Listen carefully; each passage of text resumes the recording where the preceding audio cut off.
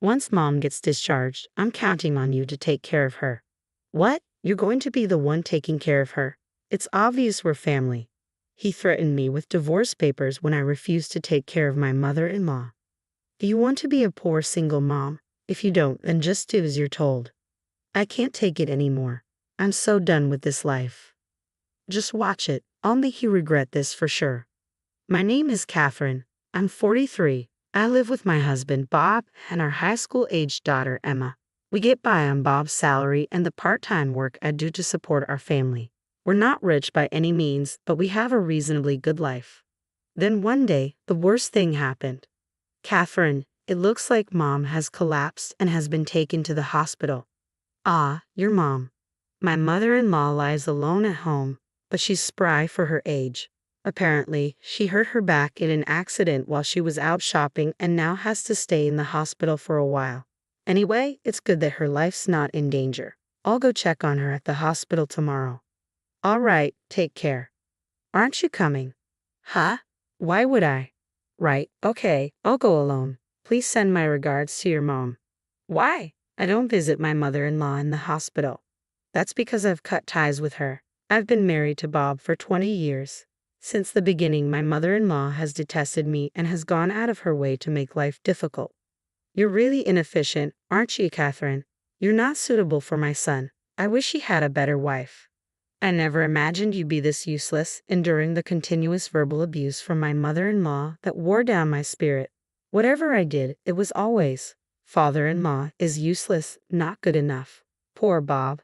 And so on. I was met with complaints every time we met. But I held on as long as I could because she was Bob's mother, whom I love.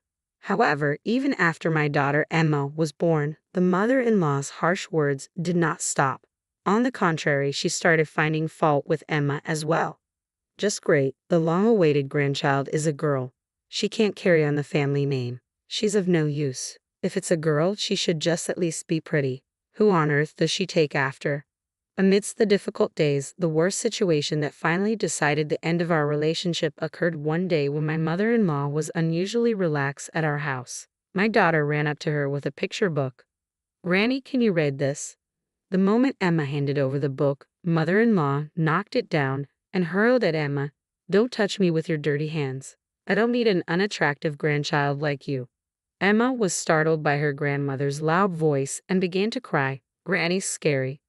I must have been very sad. She was sobbing, and it hurt me to see her like that. Even yelling at my young daughter, I had reached my limit. "Hey, mother-in-law, what do you think you're doing?" I rushed over, but my mother-in-law showed no signs of remorse. Rather, she snapped, "It's your daughter's fault. You've got to be kidding. I saw what you did. You knocked Emma's book out of her hand, didn't you? Trying to touch me with her dirty hands? Dirty hands? Can you say that? If you're going to do this to my daughter, don't come to our house anymore. They'll get cheeky with me. I don't care about you all. Why did you come to see Bob? This is also the house of me and Emma. Stop making silly excuses." In this way, my mother-in-law got into a big argument. Bob just stood there flustered, saying, "Hey, both of you, please stop," and didn't even warn his mother. She eventually went home grumbly all the while, but this proved to be the final straw. "I can't deal with your mother anymore. I'm fed up with you not defending me and Emma. Let's get divorced." When I said that, Bob started flustering again. "Hey, wait a minute. Even I find my mom tough to deal with. I just couldn't say anything because it was all so sudden. Today, I'm on your side, Catherine and Emma. People can say anything they want, but unless you act on it, it means nothing. Anyway, I can't take it anymore." Then my husband made a proposal. Okay, if you insist, Catherine, I don't mind if you cut ties with my mom. But please, I beg you, don't divorce me." I was torn. Would there be any benefits staying with such an unreliable husband in the future? Even if we cut ties, could I really avoid any interaction with my husband's mother forever? In the end, the reason I didn't go through with the divorce was because of our daughter. Our daughter adores her father, and he's a good and caring dad when he's with her. For our young daughter's sake, taking away her father right now wouldn't be right. So I decided to put the divorce on hold on the condition that I'd sever ties with my mother-in-law. But if anything else happens, I won't be lenient. I get it. I'll talk to my mom too. And with that, we reached an agreement, and I severed ties with my mother-in-law. I'll never let my daughter meet her grandmother again. That was a condition of our reconciliation. After 10 years, I can't forget what my mother-in-law did. As for visiting her, that's out of the question. Frankly, what happens to my mother-in-law isn't my business.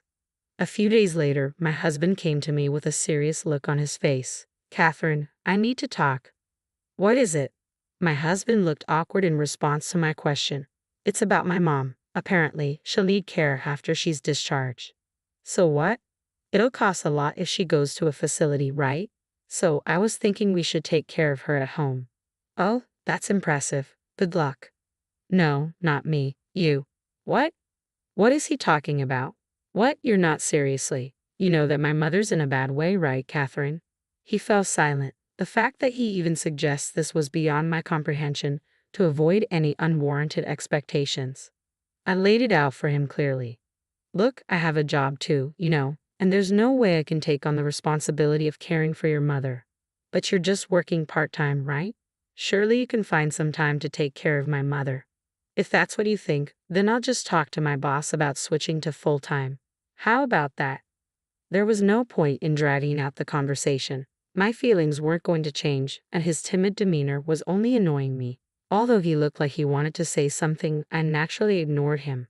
The next day, it seemed he had spoken to his mother in the hospital as she called me. Excuse me, Catherine, what on earth are you thinking, refusing to care for your own mother-in-law?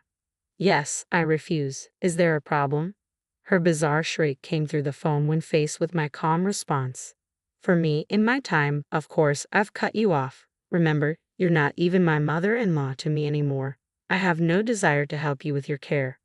What did you just say?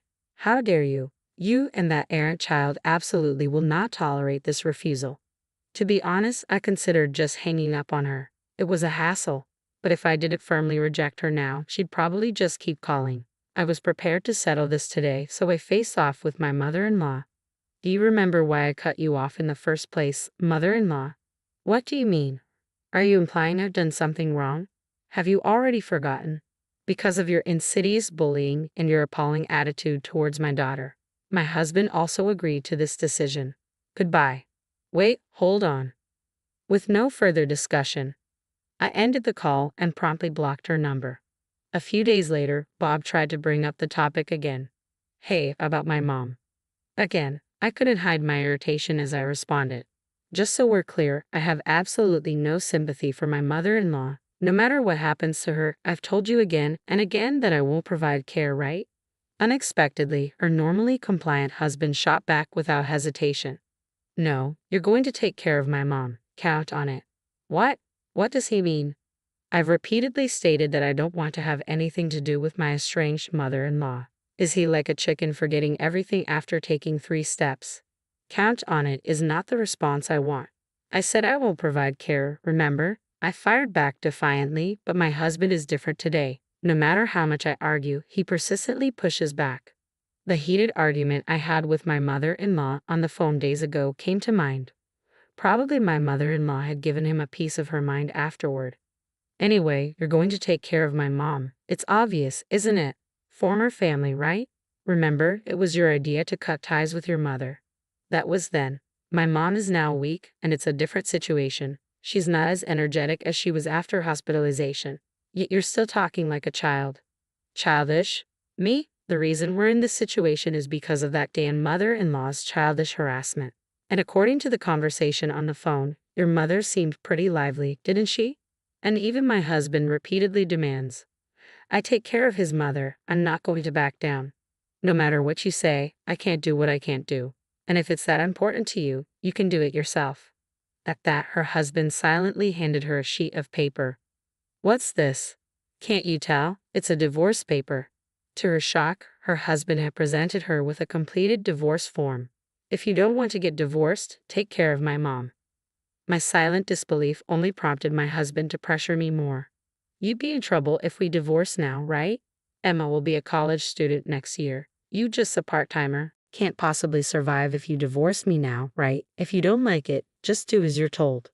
The man who didn't consider my feelings, using our daughter as leverage to threaten me. I just can't continue being married to someone like this. It's impossible. The moment I was convinced of this, I felt my feelings for my husband quickly disappear. I'm going to end this. That's what I thought. Hey, are you even listening? You were all fired up just a moment ago. Now, a divorce is a reality. Are you scared? My husband looked down at me, laughing. My daughter came into the room, probably hearing us argue. Hey, I heard raised voices. What's going on? Then my husband started a tirade on Emma too. Oh, you're just in time. You'll be helping with your grandmother's care too. What? Why me? It's obvious, isn't it? She's your beloved grandma. You could at least help with the caregiving. I couldn't believe that they would impose my mother-in-law's care on my daughter without a second thought. I was so pissed off that I signed the divorce papers as fast as I could. What are you doing, Catherine? Isn't it obvious? I'm signing the divorce papers. I'll go submit them once I'm done. Perhaps he hadn't expected me to agree to the divorce so easily. Bob started to panic.